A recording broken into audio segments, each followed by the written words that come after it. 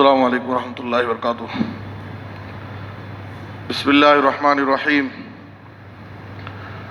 عن حذیفہ رضی اللہ تعالی عنہ قال قال رسول اللہ صلی اللہ علیہ وسلم اقتدوا بالذین من بعد ابی بکر و عمر، رواہ الترمذی۔ محترم حضرات، ابو بکر صدیق رضی اللہ تعالیٰ عنہ کے فضائل و مناقب میں ایک خاص بات یہ ہے کہ ابو بکر صدیق رضی اللہ تعالیٰ عنہ کو خلیفۃ الرسول ہونے کا اعزاز اور شرف حاصل ہے۔ ابو بکر صدیق رضی اللہ تعالیٰ عنہ خلیفۃ الرسول ہیں، مسلمانوں کے سب سے پہلے خلیفہ ہیں، اور اہل السنہ والجماعہ کا یہ عقیدہ ہے، یہ موقف ہے کہ خلفائے راشدین، خلفائے اربعہ جو چار خلیفہ ہیں،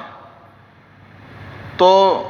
سب سے پہلے ابو بکر صدیق رضی اللہ تعالیٰ عنہ، دوسرے خلیفہ عمر فاروق رضی اللہ تعالیٰ عنہ، تیسرے خلیفہ عثمان رضی اللہ تعالیٰ عنہ، اور چوتھے خلیفہ علی رضی اللہ تعالیٰ عنہ۔ تو اسی ترتیب کے ساتھ ہم ان خلفاء کو مانتے ہیں، اور خلافت کی یہ جو ترتیب ہے اس پر سارے مسلمانوں کا اجماع ہے۔ جس طرح سے خلافت کی یہ ترتیب ہے تو فضیلت کے اعتبار سے بھی یہی ترتیب ہے۔ سب سے افضل نبی صلی اللہ علیہ وسلم کے بعد ابو بکر صدیق رضی اللہ تعالیٰ عنہ، پھر عمر رضی اللہ تعالیٰ عنہ، پھر عثمان رضی اللہ تعالیٰ عنہ، پھر علی رضی اللہ تعالیٰ عنہ۔ تو اس بات پر سارے مسلمانوں کا اجماع ہے۔ لیکن آپ جانتے ہیں کہ شیعہ حضرات کا اس تعلق سے، خاص طور پر شیخین ابو بکر و عمر رضی اللہ تعالیٰ عنہما سے متعلق بہت ہی باطل اور بہت ہی گندے عقائد ہیں۔ وہ ابو بکر و عمر رضی اللہ تعالیٰ عنہما کو کافر، مرتد، نعوذ باللہ ثم نعوذ باللہ، کافر، مرتد، خائن، غاصب مانتے ہیں، اور کہتے ہیں کہ یہ لوگ علی رضی اللہ تعالیٰ عنہ خلافت کے اولین مستحق تھے، ان سے وہ حق چھین کر کے یہ لوگ خلیفہ بن بیٹھے، اور ان کی شان میں بہت ساری گستاخیاں کرتے ہیں۔ کہتے ہیں کہ امام غائب جب آئیں گے تو سب سے پہلے ابو بکر و عمر کو ان کی خبروں سے نکال کر اور ان کو دسیوں بار سولی پر چڑھائیں گے۔ ایسے باطل اور گندے عقائد شیعہ کے ابو بکر و عمر رضی اللہ تعالیٰ عنہما سے متعلق پائے جاتے ہیں۔ تو اس لیے ہمیں اس نقطے کو سمجھنے کی ضرورت ہے کہ ابو بکر رضی اللہ تعالیٰ عنہ مسلمانوں کے سب سے پہلے خلیفہ تھے، اور خلافت کی یہ جو ترتیب ہے اس پر سارے مسلمانوں کا اجماع ہے، اور سارے صحابہ کرام کا اجماع تھا۔ اور اس تعلق سے نبی صلی اللہ علیہ وسلم کی بہت ساری ایسی احادیث ہیں جس میں اس بات کی طرف اشارہ تھا، اور واضح اشارہ تھا کہ نبی صلی اللہ علیہ وسلم کے بعد خلافت کے اولین حقدار، مستحق ابو بکر صدیق رضی اللہ تعالیٰ عنہ ہوں گے۔ ترمذی کی جو حدیث میں نے آپ کے سامنے پیش کی ہے، حضرت حذیفہ رضی اللہ تعالیٰ عنہ کہتے ہیں کہ ہم ایک مرتبہ نبی صلی اللہ علیہ وسلم کے پاس بیٹھے ہوئے تھے، تو آپ صلی اللہ علیہ وسلم نے کہا کہ لا ادری ما بقائی فیکم، مجھے نہیں پتا کہ میں تمہارے درمیان کتنی مدت تک، کتنے عرصے تک باقی رہوں گا۔ اس کے بعد آپ صلی اللہ علیہ وسلم نے کہا اقتدوا بالذین من بعدی، میرے بعد ان دونوں کی اقتدا کرنا۔ تو فاشار الی ابی بکر و عمر، آپ صلی اللہ علیہ وسلم نے ابو بکر و عمر رضی اللہ تعالیٰ عنہما کی طرف اشارہ کرتے ہوئے کہا کہ میرے بعد ان دونوں کی اقتدا کرنا۔ یہ ترمذی کی حدیث ہے۔ تو اس حدیث کے اندر بھی نبی صلی اللہ علیہ وسلم نے اپنے بعد جن کی اقتدا کرنے کا حکم دیا ہے وہ ابو بکر و عمر رضی اللہ تعالیٰ عنہما ہیں۔ اسی طرح سے صحیح بخاری کی ایک حدیث میں آپ صلی اللہ علیہ وسلم نے اپنا ایک خواب ذکر کیا کہ میں خواب دیکھتا ہوں کہ میں ایک کنویں کے پاس ہوں، اور اس کنویں سے، اس حوض سے، اس کنویں سے میں پانی نکال رہا ہوں، پانی نکال کر کے میں لوگوں کو پلا رہا ہوں۔ اتنے میں میرے پاس ابو بکر صدیق رضی اللہ تعالیٰ عنہ آئے اور مجھ سے ڈول لے لی اپنے ہاتھ میں، اور وہ پانی نکالنے لگے۔ وفی نزعہ ضعف، اور ان کے ڈول کھینچنے میں، نکالنے میں کمزوری ہے۔ اس کے بعد انہوں نے ایک یا دو ڈول پانی نکالے، پھر عمر رضی اللہ عنہ آئے اور وہ ابو بکر رضی اللہ عنہ سے ڈول اپنے ہاتھ میں لے لیے اور وہ پانی نکالنے لگے۔ نبی صلی اللہ علیہ وسلم کہتے ہیں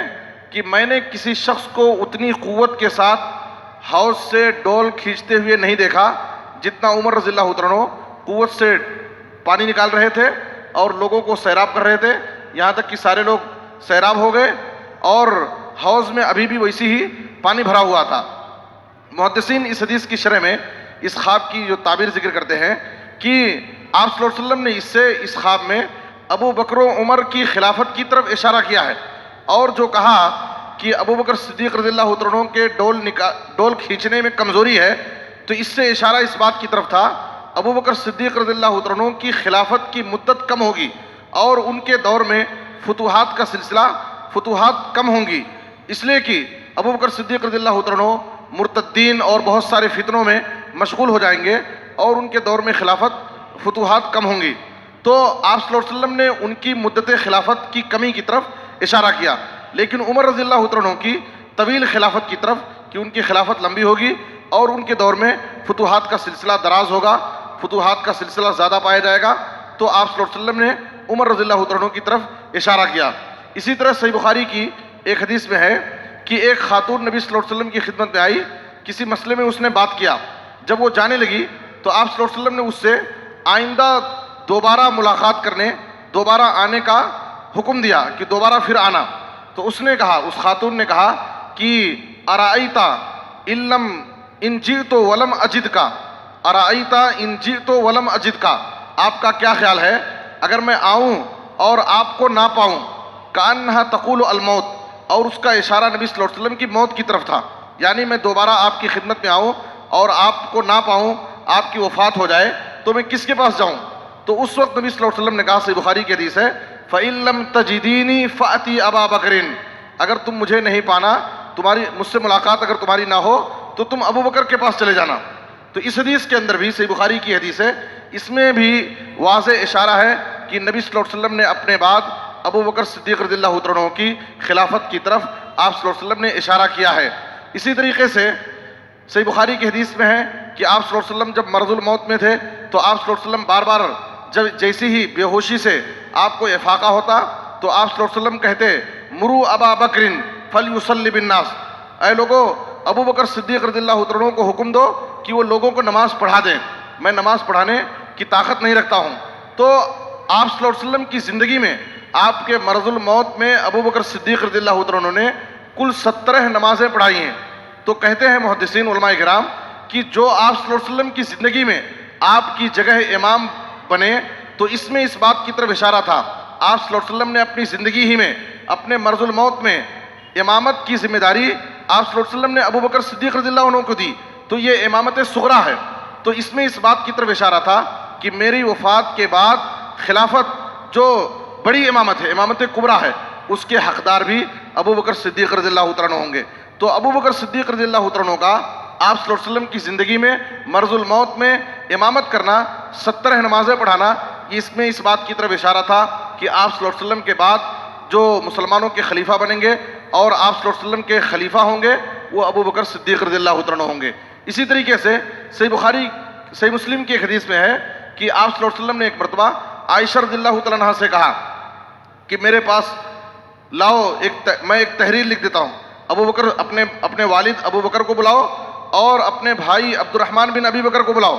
اور میں خلافت کے تعلق سے ایک وصیت نامہ لکھ دیتا ہوں، تاکہ اس لیے کہ مجھے اس بات کا اندیشہ ہے کہ بعد میں کوئی تمنا کرنے والا، خواہش کرنے والا خواہش کرے گا اور کہے گا کہ میں خلافت کا زیادہ حقدار ہوں۔ اس کے بعد نبی صلی اللہ علیہ وسلم نے کہا، صحیح مسلم کی حدیث ہے، وَيَأْبَى اللَّهُ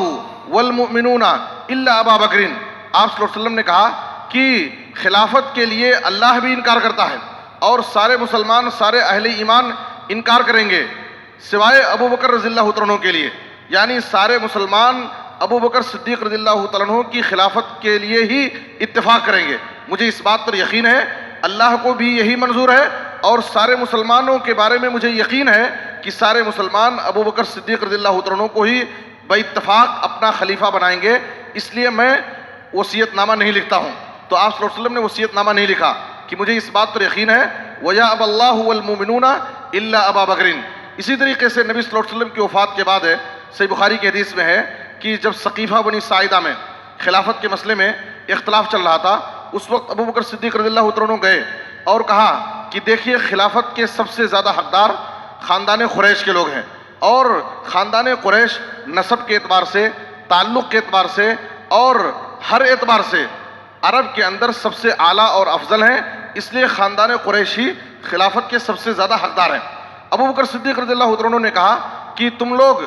انصار سے، ابو بکر صدیق رضی اللہ عنہ نے کہا کہ تم لوگ عمر رضی اللہ عنہ یا ابو عبیدہ بن جراح، ان دونوں میں سے کسی کے ہاتھ پر خلافت کی بیعت کر لو۔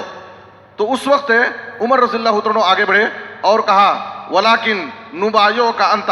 اے ابو بکر ہم کسی کے ہاتھ پر بیعت نہیں کریں گے بلکہ ہم آپ کے ہاتھ ہی پر خلافت کی بیعت کریں گے۔ فانت سیدنا وخیرنا واحبنا الی رسول اللہ صلی اللہ علیہ وسلم، اس لیے کہ آپ ہمارے سردار ہیں، ہم میں سب سے بہتر ہیں، اور اللہ کے رسول کے نزدیک آپ سب سے زیادہ محبوب تھے، اس لیے ہم آپ کے ہاتھ پر ہی خلافت کی بیعت کریں گے۔ اس کے بعد عمر رضی اللہ عنہ کھڑے ہوتے ہیں اور ابو بکر صدیق رضی اللہ عنہ کا ہاتھ پکڑ کر کے ان کے ہاتھ پر بیعت کیا، اور ان کو دیکھ کر کے سارے مسلمان ابو بکر صدیق رضی اللہ عنہ کے ہاتھ پر خلافت کی بیعت کرنے لگے۔ یہ عمر رضی اللہ عنہ نے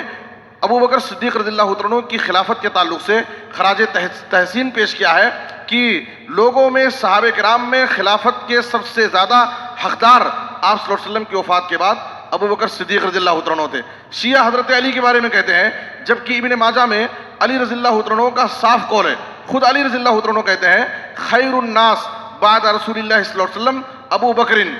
و خیر الناس بعد ابی بکر عمر رضی اللہ عنہ۔ حضرت علی رضی اللہ عنہ کہتے ہیں، ابن ماجہ کی صحیح حدیث ہے کہ رسول اللہ صلی اللہ علیہ وسلم کے بعد لوگوں میں سب سے بہتر اور سب سے افضل اگر کوئی ہے تو ابو بکر صدیق رضی اللہ عنہ، اور ابو بکر صدیق رضی اللہ عنہ کے بعد سب سے بہتر اگر کوئی ہے تو عمر رضی اللہ عنہ۔ یہ گواہی امت کے سامنے خود حضرت علی رضی اللہ عنہ نے پیش کی ہے۔ تو حضرت علی رضی اللہ عنہ خود اس بات کو مانتے تھے کہ صحابہ کرام میں نبی صلی اللہ علیہ وسلم کے بعد سب سے اعلیٰ، سب سے افضل، خلافت کے سب سے زیادہ حقدار اگر کوئی ہے تو ابو بکر صدیق رضی اللہ عنہ ہے۔ اس لیے شیعہ کا یہ کہنا کہ ان لوگوں نے حضرت علی رضی اللہ عنہ سے خلافت کا حق چھین لیا اور خود خلیفہ بن بیٹھے، یہ بالکل باطل اور غلط عقیدہ ہے اور اجماع امت کے خلاف ہے۔ اس لیے ہمارا موقف اور اہل السنہ کا عقیدہ یہی ہے کہ ابو بکر صدیق رضی اللہ عنہ یہ خلیفۃ الرسول تھے اور مسلمانوں کے سب سے پہلے خلیفہ تھے۔ اللہ سے دعا ہے کہ اللہ تعالیٰ ہمیں صحابہ کرام کی عظمت کو سمجھنے اور ان کی سیرت کے مطابق اپنی زندگی کو گزارنے کی توفیق عطا فرمائے۔ آمین، تقبل یا رب العالمین، وصلی اللہ علی نبینا محمد و آلہ وصحبہ اجمعین۔